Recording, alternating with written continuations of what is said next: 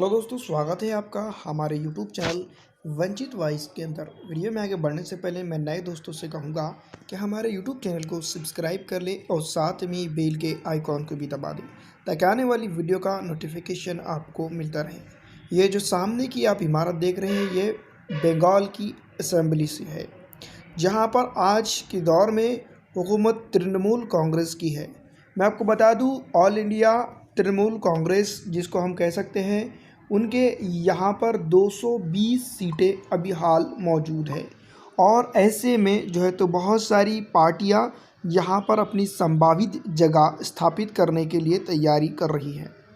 All India Trinamool Congress को हराने के लिए यहाँ पर मैं आपको बता दूं, इंडियन नेशनल कांग्रेस पार्टी ने भी अपनी जो है तो कमर कस ली है।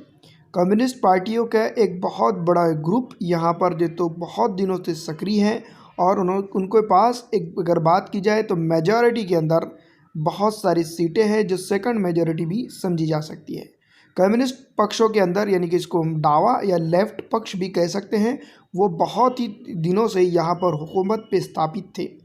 पर आज के दौर में ऑल इंडिया तृणमूल कांग्रेस ने 220 सीट हासिल करके यहाँ पर एक ऐतिहासिक जीत दर्ज की थी। उस वक्त दोस्तों मैं आपको बता दूं, ऑल इंडिया तृणमूल कांग्रेस जब बनी थी, शुरुआत के दौर में यहाँ पर कम्युनिस्टों का बहुत बड़ा दबदबा था।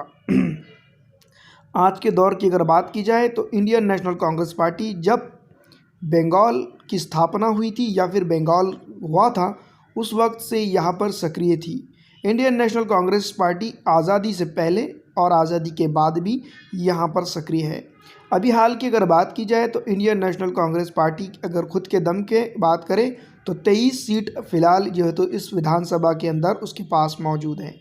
All India Indian national Congress party अगर बात करें तो अपोजिशन की सबसे बड़ी पार्टी के तौर पर यहाँ पर समझी जा सकती है और वो उसके पास 294 सीटों में से 23 सीट अभी फ़िलहाल है।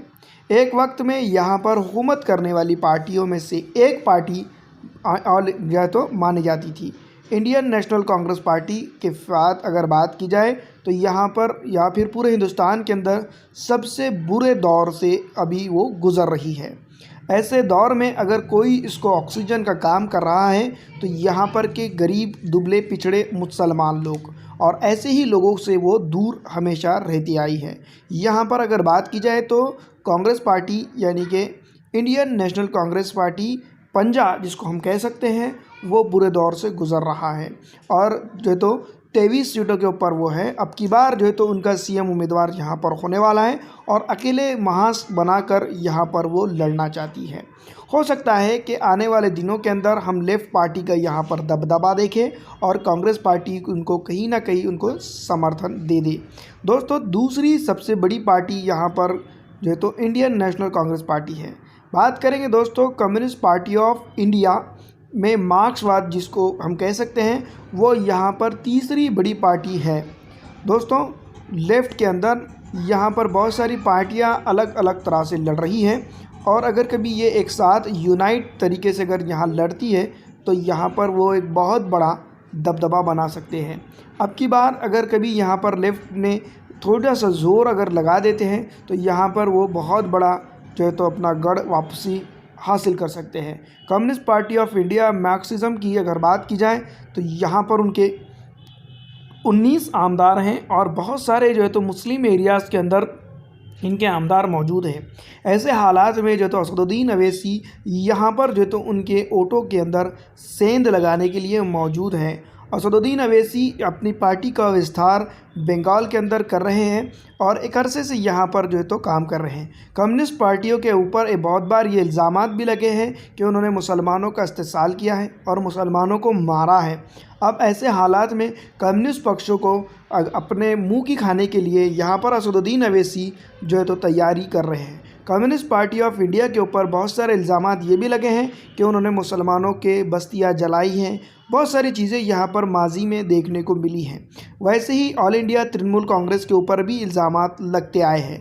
कम्युनिस्ट पक्ष और मैं आपको बता दूं, ऑल इंडिया तृणमूल कांग्रेस यहाँ पर सत्ता स्थापित करने के लिए बहुत ज़्यादा जो है तो अभी फ़िलहाल कोशिश करते हुए नज़र आ रही है। लेकिन यहाँ पर सबसे बड़ी पार्टी का दमखम बनाने की कोशिश में वो पीछे नज़र आ रहे हैं। दोस्तों, बहुत दिनों से जो है तो एक बात सामने आ रही है कि भारतीय जनता पार्टी यहाँ पर अपना गढ़ स्थापित करने की कोशिश कर रही है, और हो भी क्यों ना।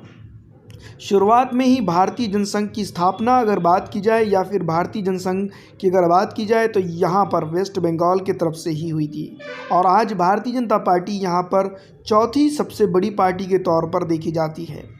अभी हाल की अगर बात करें तो लोकसभा इलेक्शन के अंदर यहाँ पर वो सबसे अच्छे जो है तो सीट हासिल करने में कामयाब हुई है।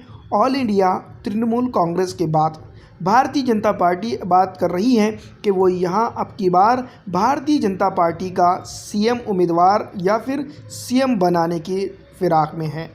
मैं आपको बता दूं, आए दिन यहाँ पर जो है तो भारतीय जनता पार्टी के पर बड़े बड़े नेता जो है तो रैलियाँ करते नज़र आते हैं और उनके साथ नज़र आते हैं। मैं आपको बता दूं, बहुत सारे इल्ज़ामात असदुद्दीन अवैसी पर भी लगे हैं कि वो भारतीय जनता पार्टी की बी टीम है। अब ये आने वाला वक्त ही बताएगा कि असदुद्दीन अवैसी भारतीय जनता पार्टी की बी टीम है या सी टीम है।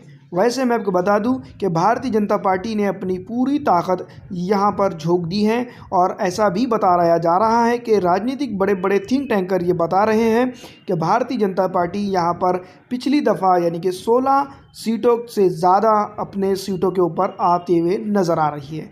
294 सीटों के अंदर से यहाँ पर भारतीय जनता पार्टी के हाथ में 16 सीटें थी। दोस्तों, ऑल इंडिया तृणमूल कांग्रेस के साथ गोरखा जनमुक्ति मोर्चा अभी फ़िलहाल सत्ता के अंदर है। गोरखा जनमुक्ति मोर्चा के पास अभी मैं आपको बता दूं 294 सीटों में से 2 सीटें अपने खाते में हैं, और ऐसे हालात में जब दोस्तों ऑल इंडिया तृणमूल कांग्रेस को परेशानी हो रही है, गोरखा जनमुक्ति मोर्चा और ऑल इंडिया तृणमूल कांग्रेस के बीच में यानी कि कुछ भी बराबर नज़र नहीं आ रहा है।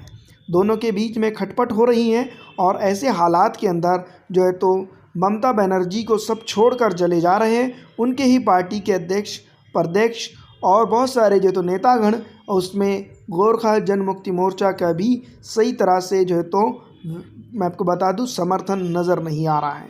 फिलहाल गोरखा जनमुक्ति मोर्चा ऑल इंडिया तृणमूल कांग्रेस के साथ सत्ता सुख यहाँ पर भोग रहा है, और मैं आपको बता दूं ये बहुत जल्दी ख़त्म भी हो सकता है। जो है तो कॉज ऑफ रीजन बहुत सारे बताए जा रहे हैं, लेकिन असदुद्दीन अवैसी यहाँ पर जो है तो अपना वजूद बनाते हुए नज़र आ रहे हैं, तो गोरखा जनमुक्ति मोर्चा को भी इसका नुकसान हो सकता है। दोस्तों, अगली पार्टी मैं आपको बता दूं बंगाल की विधानसभा के अंदर आरएसपी यानी कि रिवोल्यूशनरी सोशलिस्ट पार्टी है। आरएसपी के पास 294 सीटों में से फ़िलहाल 2 सीटें जो तो उसके पास हैं। आरएसपी अगर बात की जाए, अगर अपने दम पर लड़ती हैं अब की बार, तो एक भी सीट हासिल करते हुए नज़र नहीं आएगी। रिवोल्यूशनरी सोशलिस्ट पार्टी को भी जो तो ऑल इंडिया मजलिस से इत्तेहादुल मुस्लिमीन का जो तो नुकसान उठाना पड़ सकता है। दोस्तों, इसके बाद जो मैं आपको बताने जा रहा हूँ, यहाँ पर पार्टी है all India forward block.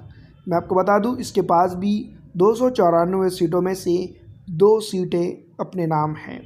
All India forward block भी मैं आपको बता दूं कि यहाँ पर मुस्लिम, पिछड़ा, अति पिछड़ा और आरक्षित समाज के वोटों पे चुनकर आया है, लेकिन आज तक उन्होंने अब तक के मुस्लिम, पिछड़ा, अति पिछड़ा और आरक्षित समाज के ऊपर जो है तो नज़रसानी नहीं की है। जबकि ऐसा भी आ रहा है कि लेफ़्ट पार्टियों ने बहुत ज़्यादा जो है तो मुस्लिम, पिछड़ों, अति पिछड़ों के ऊपर अत्याचार किए हैं। लेकिन ये कहाँ तक के बात सही है, ये आने वाले दिनों के अंदर समझ में आएगा। लेकिन मैं आपको बता दूं ऑल इंडिया फॉरवर्ड ब्लॉक अब की बार यहाँ पर एक भी सीट हासिल करते हुए नज़र नहीं आ रही है, क्योंकि असदुद्दीन अवैसी यहाँ पर अपनी सियासी और समाजी साख को मजबूत करते हुए नज़र आ रहे हैं। यही वजह है कि ऑल इंडिया फॉरवर्ड ब्लॉक फिर एक बार पिटता हुआ नज़र आएगा।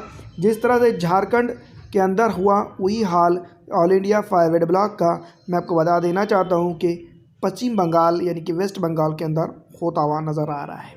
दोस्तों, इसी ज़मीन के अंदर आखिरी पार्टी जो लेफ़्ट में से ही आती है, जिसका नाम है कम्युनिस्ट पार्टी ऑफ इंडिया, ये भी यहाँ पर दोस्तों मैं आपको बता दूं एक वक्त में बहुत ही बड़ी पार्टी मानी जाती थी। भाकपा इसको वो कहते हैं।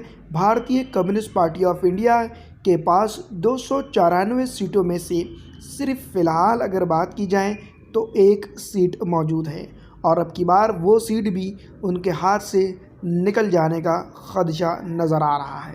दोस्तों, ये कुछ थी जो है तो अब की विधानसभा के अंदर सीटों की स्थिति। ऑल इंडिया तृणमूल कांग्रेस 220 के ऊपर, इंडियन नेशनल कांग्रेस 23 के ऊपर, कम्युनिस्ट पार्टी ऑफ मैक्सिज्म 19 पर, भारतीय जनता पार्टी 16 पर, गोरखा जनमुक्ति मोर्चा 2 पर, रिवोल्यूशनरी पार्टी 2 पर, ऑल इंडिया फॉरवर्ड ब्लॉक 2 पर, कम्युनिस्ट पार्टी ऑफ इंडिया 1 पर और 9 अभी सीटें वैकेंट हैं। 294 सीटों में से असदुद्दीन अवैसी कितने सीटों पर कब्जा करते हैं आप कमेंट में ज़रूर बताइएगा।